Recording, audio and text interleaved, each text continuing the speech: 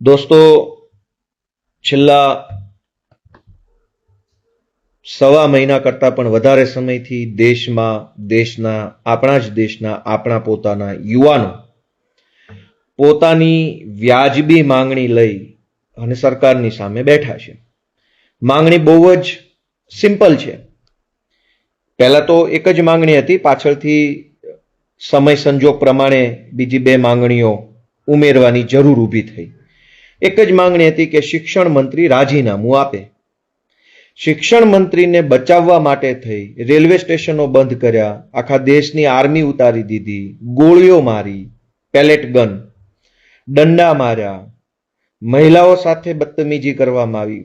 માત્ર એક શિક્ષણ મંત્રીને બચાવવા માટે બધું જ કર્યું, પણ દેશના કરોડો લોકોનો અવાજ ન સાંભળવામાં આવ્યો.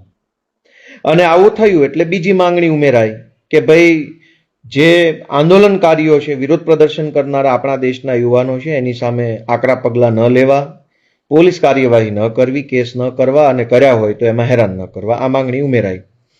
તો દોસ્તો, આપણા દેશના યુવાનો જ્યારે આંદોલન ઉપર બેઠા ત્યારે આખી ભાજપની ટોળકી વત્તા આખા દેશના ટીવી વાળા આ બધાએ એક જ સ્વરે એક ઇકોસિસ્ટમ બનીને, ગેંગના સભ્યો બનીને એકબીજાના આપણા દેશના યુવાનોની માંગણીને અને યુવાનોના આંદોલનને ખરાબ ચિતરવાની કોશિશ કરી કે આ વિદેશથી ફંડ આવે છે, આ લોકો એજન્ટો બની ગયા છે, દેશને તોડવા માંગે છે, આ લોકો દેશના ભાગલા કરવા માંગે છે, આ લોકો રાજનીતિ કરે છે, આ લોકો સરકાર ઉથલાવવા માંગે છે.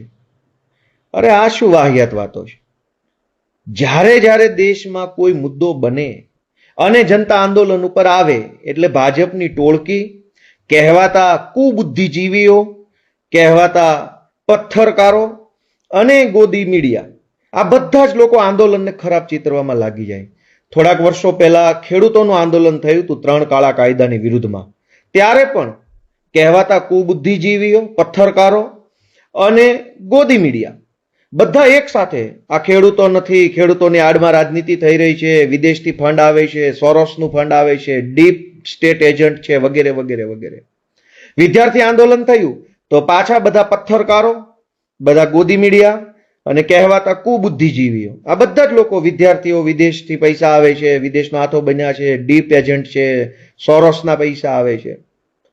જ્યારે દેશમાં આંદોલન થાય એટલે તરત જ એક ટોળકી આખી ઉતરી પડે કે આ બધા લોકો છે એ દેશના ભાગલા પાડવા માંગે છે, આ લોકો દેશ તોડવા માંગે. એટલે ભાઈ, દેશ કઈ શું કઈ પ્લાસ્ટિકના રમકડા છે તોડી નાખશે?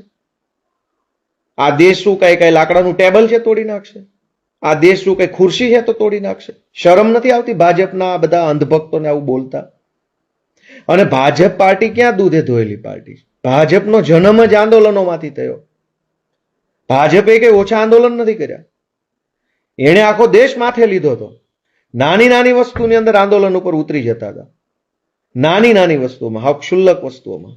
અને આજે જ્યારે ભાજપની સામે સ્વાભાવિક રીતે દેશના યુવાનો આંદોલન કરે છે તો 1 મહિના સુધી પથ્થરકારોએ, દેશના કુબુદ્ધિજીવીઓએ અને ગોદી મીડિયાએ 1 મહિના સુધી ઇગ્નોર કર્યા યુવાનોની શક્તિને, યુવાનોની પીડાને, યુવાનોના આક્રોશને ઇગ્નોર કરવામાં આવ્યો. Totally ignore. કોઈ બતાવ્યું જ નહીં. પણ યુવાન તો યુવાન છે, એની શક્તિને ક્યાંય રોકી શકાતી નથી. આખરે સરકારે ઝૂકવું પડ્યું, થોડું ઘણું. ઝૂકી નહીં તે લોકો હજુ છેતરે છે. ગઈકાલે આપણા દેશના વડાપ્રધાન શ્રી નરેન્દ્રભાઈએ લાઈવ આવી ઇન્સ્ટાગ્રામ પર વિડીયો મૂક્યો કે કડકમાં કડક કાયદો બનાવશું. કડકમાં કડક. એવો જ કડકમાં કડક, એનાથી કડક કાયદો દારૂબંધીનો ગુજરાતમાં બનાવ્યો જ છે ને. નરેન્દ્રભાઈએ જ બનાવ્યો છે કડક કાયદો. જૂનો તો હતો ઢીલો, પછી એને કડક કર્યો. ફેવિકોલ નાખી, અંબુજા સિમેન્ટ નાખી, હાથી સિમેન્ટ નાખી, અલ્ટ્રાટેક નાખીને કાયદો દારૂબંધીનો એવો કડક કર્યો કે ભાવ વધી ગયા. જે બોટલ 600-700 મળતી હતી એ 1500-2000 ની થઈ ગઈ. કડક કાયદાના નામે દેશના યુવાનોને છેતરનારી ટોળકી ભાજપની છે, એને ઓળખો.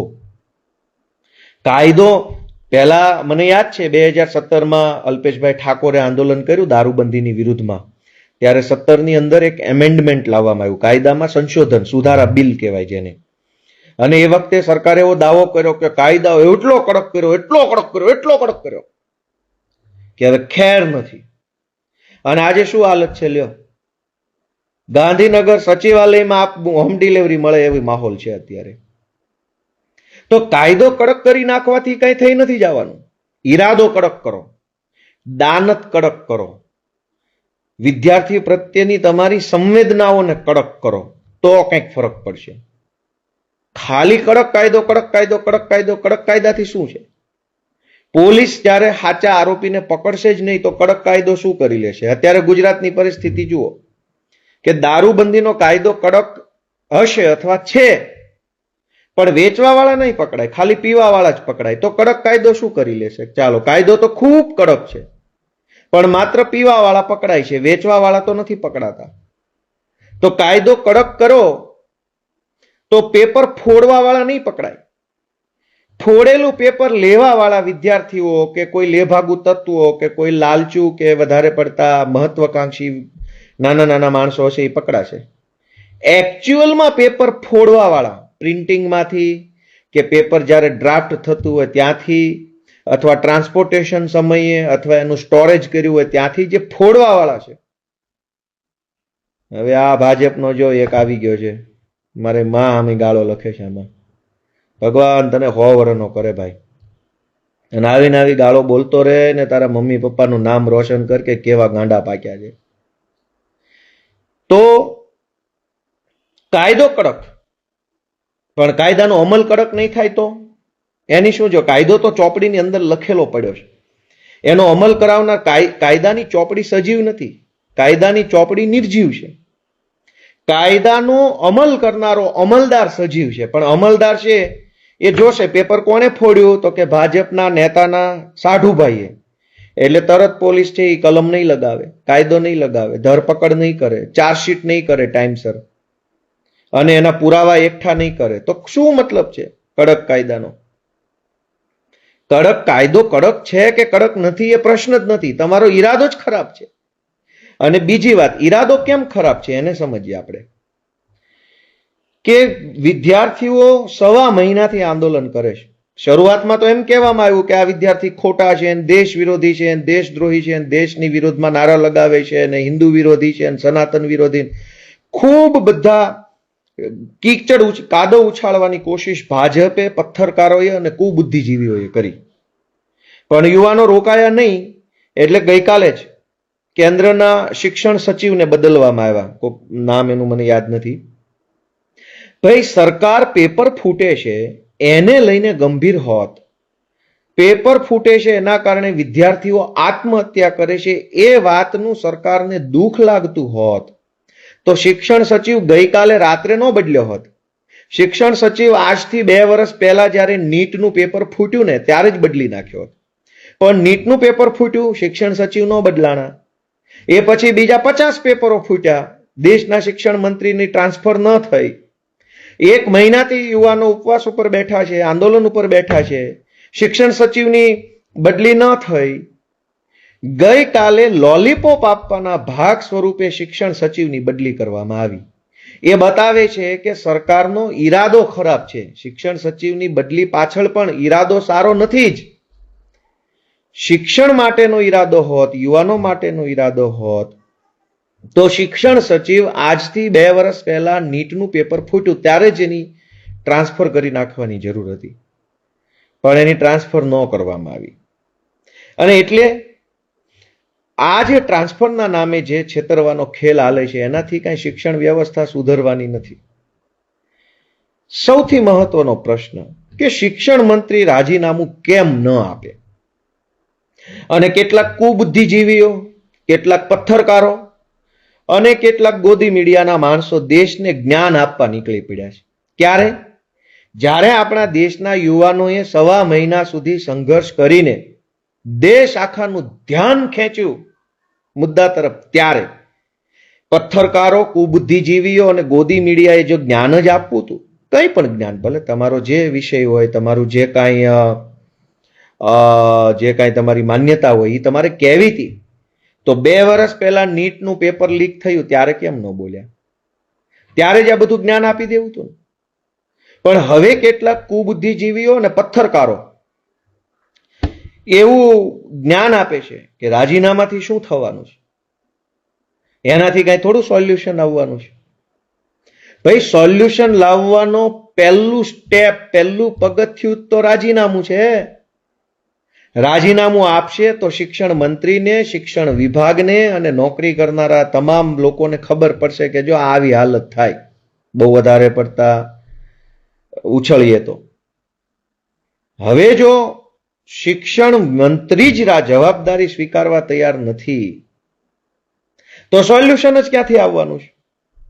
મારે કેટલાક એવા મહાજ્ઞાની પથ્થરકારો અને કુબુદ્ધિજીવીઓને એટલું જ પૂછવાનું કે ભાઈ, શિક્ષણ મંત્રી, દેશના શિક્ષણ મંત્રી છે, એ જો પોતાની જવાબદારી જ સ્વીકારવા તૈયાર નથી કે આ ભાઈ ભૂલ થઈ છે ને પેપર ફૂટ્યા છે, ભલે પટાવાળાએ ફોડ્યા કે સેક્રેટરીએ ફોડ્યા, પણ મંત્રી તો શિક્ષણનો છે.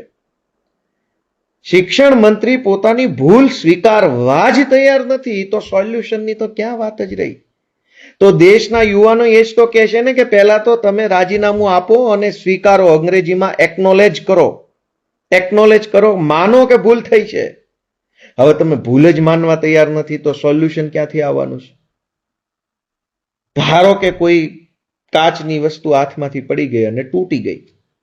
જેના હાથમાંથી પડી ગઈ એ વ્યક્તિ એવું માનવા જ તૈયાર નથી કે ભાઈ વસ્તુ તૂટી ગઈ છે. હવે તૂટી ગઈ છે એમ માનવા જ તૈયાર નથી તો ફરીથી નવું લાવવું, ફેરફાર કરવો, જોડાણ કરવું, એની વાત જ ક્યાં આવી? હવે શિક્ષણ મંત્રી પોતે પોતાની ભૂલ માનવાના બદલે દેશના વિદ્યાર્થીઓ ઉપર બંદૂકો, ધોકા, લાકડીઓ, બહેનો દીકરીઓ સાથે ગેરવર્તન કરે છે યુનિફોર્મમાં રહેલા કેટલાક વ્યક્તિઓ. આ કેટલું વ્યાજબી છે? આ તો બિલકુલ વ્યાજબી નથી. શિક્ષણ વ્યવસ્થાની અંદર કેવડા મોટા બદલાવની જરૂર છે એ તો તમે જુઓ. આ હજારો લોકો જે આવે છે, હવે ભાજપના અંધભક્તો એને એમ કહે છે કે વિદેશથી પૈસા આવે છે. અરે કોડાવ, વિદેશથી પૈસા આવતા હોત તો યુનિવર્સિટીઓની ફી નો ભરી દીધી હોત. આ ભાજપના રાજમાં ફી ભરવાના ફાફા છે. માંડ માંડ કરીને એક વખત કોચિંગ ક્લાસ કરાવ્યું હોય, માંડ માંડ કરીને એક વખત મોંઘા મોંઘા ચોપડા લીધા હોય નીટની પરીક્ષાના, માંડ માંડ કરીને કોચિંગ સેન્ટરોની ફી ભરી હોય, માંડ માંડ કરીને ભાડા ખર્ચીને પરીક્ષા આપવા ગયા હોય, માંડ માંડ કરીને એક દિવસ હોટલમાં કે ગેસ્ટ હાઉસમાં કે હગાવાલાના ઘરે રોકાઈને માંડ માંડ પરીક્ષા આપી હોય, અને એમાં આ ભાજપના પાપ ફૂટ્યા કે પેપર ફૂટે અને એના કારણે જે જિંદગી બરબાદ થાય છે એટલે તો આંદોલન ઉપર ઉતર્યા છે. અને જેવા આંદોલન ઉપર ઉતર્યા તો કે વિદેશથી પૈસા આવે છે. વિદેશથી જ પૈસા આવતા હોત તો આલો યુનિવર્સિટીઓમાં ભણવા બેસી જાય, તો ભણવા બેસી જાય. પણ વિદેશથી પૈસા આવે છે, વિદેશથી પૈસા આલ્યા કાકા, ભણવાના પૈસા નથી. નીટની, JEE અન્ય બીજી સરકારી પરીક્ષાના ચોપડા કેટલા મોંઘા આવે છે. અને ખાલી પેપર લીક એક પ્રશ્ન નથી. એ મેન મુદ્દો એ છે કે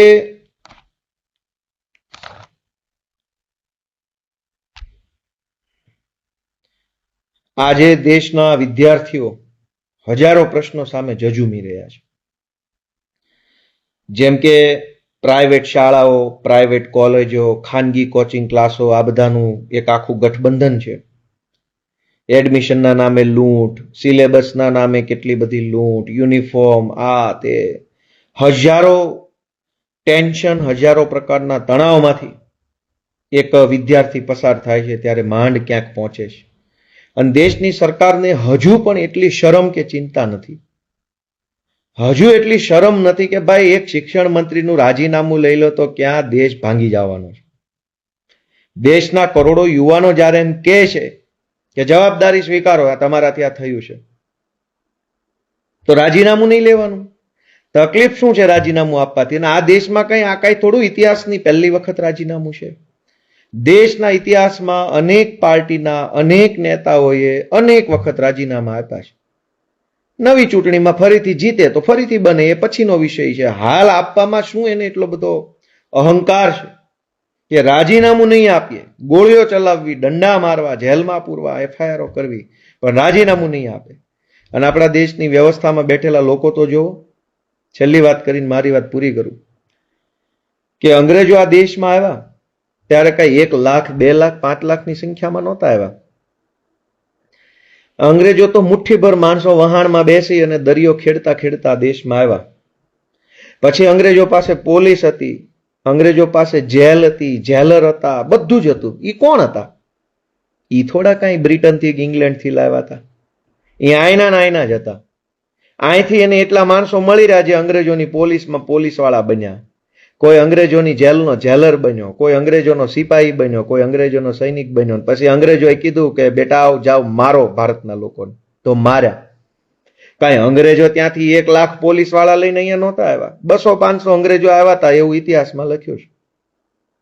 આ દેશની સરકાર પણ જુઓ, ભારતના બાળકોને મારવા માટે કોઈ પાકિસ્તાનથી પોલીસ નથી આવી. ભારતની જ અંદર રહેલા ભારતના જ માણસો ભારતના બાળકોને મારે છે. શું કામ? કે ભારતના બાળકો ભારતની અંદર રહીને ભારતની સરકાર પાસે પોતાનો અધિકાર માગે છે, તો ભારતની જ અંદર એને મારવામાં આવે છે. તો સરકારી તંત્રમાં બેઠેલા લોકોની એટલી શરમ આવવી જોઈએ કે આ બાળકો આપણા છે, એની માંગણી વ્યાજબી છે. એ બીજું કઈ નહીં, એક રાજીનામું માગે છે. સામાન્ય સિમ્પલ 3 લીટીનું એક કાગળ લખો એટલે રાજીનામું. એવું તો ક્યાંય છોકરાઓ એવું નથી કહેતા કે આખી સરકાર રાજીનામું આપી દે, એવું તો નથી કહેતા. એક મંત્રી માત્ર રાજીનામું આપે, આટલી સિમ્પલ વાત. અને સામે સરકારનો કેવડો મોટો અહંકાર. સરકારની અંદર જો આટલો અહંકાર હોય તો આપણો દેશ પ્રગતિ કેવી રીતે કરશે એ આપણે બધાએ વિચારવાનું છે. જય જય ગરવી ગુજરાત.